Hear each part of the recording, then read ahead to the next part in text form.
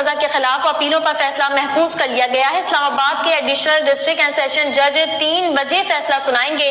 خبر دے رہے ہیں کہ بانی پی ٹی آئی اور بشرا بی بی دوران عدت نکاح کیس میں سزا کے خلاف اپیلوں پر فیصلہ محفوظ کر لیا گیا۔ اسلام آباد کے ایڈیشنل ڈسٹرکٹ اینڈ سیشن جج 3 بجے فیصلہ سنائیں گے۔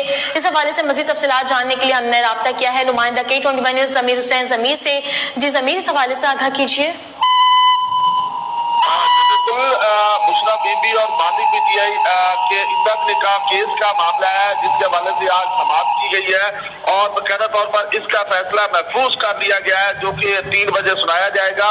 عدت نکاح کیس کافی عرصے سے جو ہے وہ عدالت میں چل رہا ہے اور باقاعدہ طور پر اس پر سماعتوں کا سلسلہ جو ہے وہ جاری ہے اور عدت نکاح کیس میں اپیلیں جو ہے وہ دائر کی گئی تھی جس پر جو ہے وہ سماعت کی جا رہی ہے۔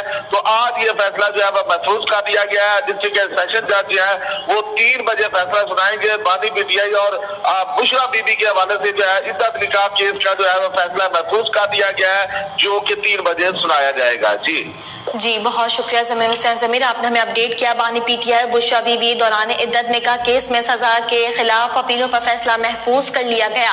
اسلام آباد کے ایڈیشنل ڈسٹرکٹ اینڈ سیشن جج 3 بجے فیصلہ سنائیں گے۔